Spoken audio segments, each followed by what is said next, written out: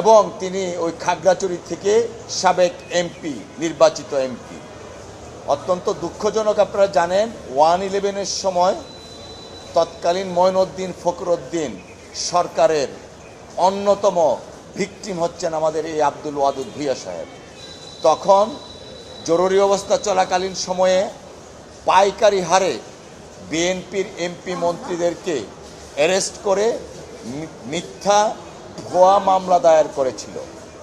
Unfortunately আইন এবং আদালতকে ব্যবহার করে সেই সমস্ত মিথ্যা মামলাগুলা ফ্যাসিস্ট রেজিমের প্রধান পলাতক শেখ হাসিনা তার ব্যক্তিগত নির্দেশে কন্টিনিউশন হচ্ছিল এবং সেই কন্টিনিউশনের প্রেক্ষিতেই আব্দুল ওয়াদুদ ভূঁইয়ার বিরুদ্ধে সাজা দেয়া হয়েছিল।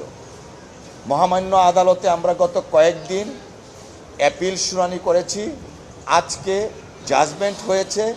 এই জাজমেন্টের মাধ্যমে তিনি মহামান্য সুপ্রিম কোর্টের মাননীয় হাইকোর্ট ডিভিশন থেকে বেকসুর খালাস পেয়েছেন।